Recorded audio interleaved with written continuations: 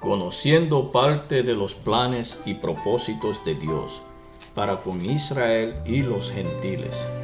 Libro Todas estas cosas están escondidas en los secretos de Dios, escrito el 15 de abril de 1981 en Santo Domingo, República Dominicana. Autor, el hermano Arcadio de Jesús Guzmán Nono. Esperamos que esta información les sea de ayuda en el camino de la fe y les sea de inspiración para inquirir, indagar acerca de estos temas. Después de creadas todas las cosas en el orden de su naturaleza, trajo Dios a existencia de la misma creación al hombre de su voluntad. Luego la mujer, varón y hembra fueron hechos el día de su creación y fueron llamados Adán, dos obras en una. A imagen y semejanza de Dios fueron hechos. ¿De qué imagen o semejanza se trata? Debemos de entender que en Dios no hay parecer. Dios no puede ser igualado a nada, por lo cual no se pueden componer ideas para hacerlo semejante a algo. Pero al poner Dios su palabra en el hombre y ella ser poder, espíritu y vida, su inteligencia y sabiduría manifiestan en el hombre su semejanza, cuando desde el hombre son entendidas con su naturaleza. Para reflejarse la imagen de Dios en el hombre, tendrá que perderse en él el valor de lo entendido. Al leer cualquier creyente las Escrituras y tratar de darle a entender, deja en sombra su contenido, y es que al pasar la palabra, que es una inspiración, por la cámara mental de cualquier criatura, se pierde de esa criatura el contenido de la lectura, debido a que la misma naturaleza separan lo divino de la palabra, quedando en la criatura muerto o dormido el sentido original de la palabra. Por causa de nuestra naturaleza, se encuentran en las Escrituras dos santuarios, uno terrenal y otro celestial. Se llama velo a lo que lo separa, y es a la vez el velo el mismo entendimiento que el hombre aplica por naturaleza. Segunda de Corintios 3, verso 14. Lo que dice la Escritura nunca podrá ser visto en el presente debido al entender del hombre, pues siempre estará en el pasado o en el porvenir lo que él entiende. Las Escrituras dejan ver claramente que Dios es el mismo ayer. El proverbista e investigador de las cosas dice: ¿qué es lo que fue? Lo mismo que es. Y vio que debajo del sol no hay nada nuevo. Eclesiastés 1:9, 3:15. Adán fue el primer hombre en quien Dios empezó a manifestarse. Fue el primer hombre que concibió la doctrina, las leyes, estatutos y ordenanzas y reglas de Dios. Sin él estará cualquier criatura fuera de la esperanza de las promesas de Dios. Cuando leemos las Escrituras sobre el hombre Adán, nos imaginamos de aquella persona que entendemos y por eso lo vemos lejos de nosotros. Pero él está muy cerca. ¿Quién es él? Él es el ministerio de Dios en el hombre. Debido a la naturaleza del hombre entender las Escrituras, tiene ella dos santuarios. El primero es terrenal y se llama el primer Adán. El segundo, que es el espiritual, es llamado el segundo Adán, que es Cristo. La palabra de Dios es sin principio y sin fin, pero por causa de descender a la mente finita del hombre común, ha tenido que tener principio en el mismo hombre.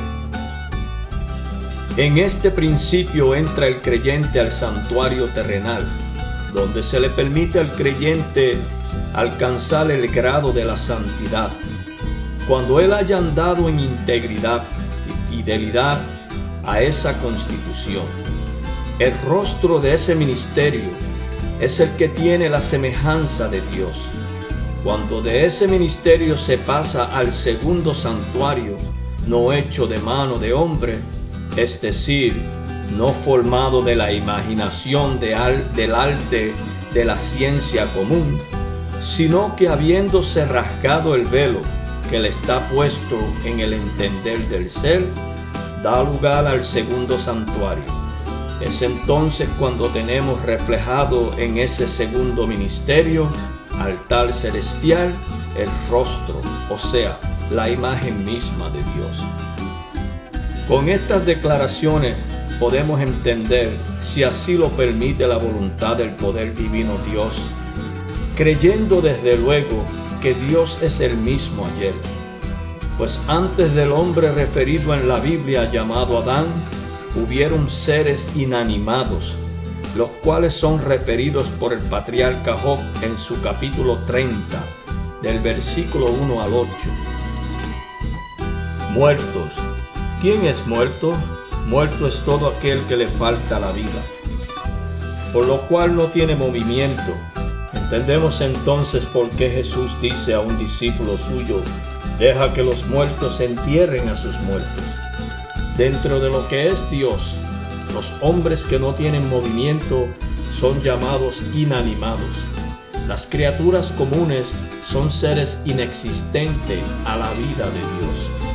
Creemos que tratamos con creyentes convencidos de que todas las cosas creadas fueron traídas a existencia por medio de un poder, pues no tenemos uno solo sobre la tierra que demuestre ni fragmentos de ese poder, haciendo una de las más pequeñísimas hojas naturales, o una hormiga, una mosca o un mosquito, etc. Pues ese poder ningún científico puede atribuírselo. Los que son convencidos de que existe ese poder, el cual se llama Dios, tiene que creer que le hay. Ese poder tiene miles de nombres y se manifiesta en el hombre con su nombre propio. Cuando la obra que Él ha comenzado en ese vaso la perfecciona, quedando sellada la obra con su nombre propio, nombre que nadie podría darlo a conocer si no le fuera revelado por el poder divino, que pasa a ser el padre de esa obra, y solo esa obra conoce el nombre. Para una criatura serle contada la vida de Dios, tiene ésta que nacer de lo que realmente es Dios. Pero para nacer tiene que haber un proceso o procedimiento, y este es relativo al proceso de la vida común. Para ponerse en acción y movimiento el verbo, aparece en el creyente el grado de creencia llamado fe, la cual viene del oír, y el oír es de la palabra de Dios. Cuando el verbo hace contacto con la fe, que es su sustancia, le engendra el testimonio de él a la doctrina, viniendo a nacer uno de los frutos llamado el don. Cuando la criatura es un oyente aficionado, viene a ser las veces de una virgen, la cual puede tener hijos, pero tendría que casarse para ver la posibilidad, si lo fuere, a tener, pero no lo tiene. ¿Cómo se le llamaría al que ha de tener? No puede dársele nombre. Un alumno puede llegar a ser un catedrático de la ciencia que estudie, pero mientras es un discípulo no se le llama catedrático. ¿Por qué? Porque no lo es. No tiene conocimiento de lo que es aquello. Un creyente tiene que formarse por medio de lo que oye o lee continuamente. Esta formación está limitada a la capacidad del rector. Cuando se está en formación, se está inconsciente de aquello, y justamente no podría llevar el nombre del niño, porque no ha nacido, y niño es aquel que después de formado en su tiempo nace, el cual entra en proceso de desarrollo, para recibir otra formación de sentido. Cristo, que es el testimonio de la ley de Dios, se forma en la vida de los creyentes, debiendo de nacer tan pronto es formado, a través de la doctrina en el cuerpo de sus leyes. En el tiempo de la niñez de un creyente en Cristo, es llamado al razonamiento que éste recibe leche espiritual. No obstante, ese niño puede tener de edad física 80 a 100 años y es un niño. Si este mismo creyente acepta la palabra siendo de 50 a 70 años, de ese tiempo atrás, ¿qué parte tiene con relación a Dios? Pues estos son los hombres que señalamos fueron primeros que Adán, los cuales no aparecen por no estar en existencia. Cuando el testimonio que da Dios de su Hijo aparece en la vida del creyente, por ese testimonio halla el creyente su nombre escrito. Cuando se habla de hombre en las Sagradas Escrituras, no se habla de la estructura corporal de la criatura, no. Cuando se habla de hombre, se habla de una medida completa en los juicios de razonamientos, ya sea de las cosas naturales como de las cosas espirituales. San Pablo declara: porque debiendo ser ya maestros a causa del tiempo, tienen necesidad de leche y no de vianda. Luego dice: todo aquel que participa de leche es inapto para la palabra de la justicia. Hermanos, sed niños en malicia, pero perfectos en sentido. Primera de Corintios 14, verso 20. Dice luego, hablando entre perfectos sabiduría, no de este siglo. Vamos adelante a la perfección. Hebreos 6, 3. Prosigamos al blanco de la soberana vocación en Cristo Jesús, hasta que todos lleguemos a la unidad de la fe y del conocimiento del Hijo de Dios. Los propósitos de Dios en este ministerio es presentar a todo hombre en Cristo perfecto. Aleluya, Efesios 4, 12 al 13. Declara la palabra que llegar a Cristo es alcanzar estar perfecto.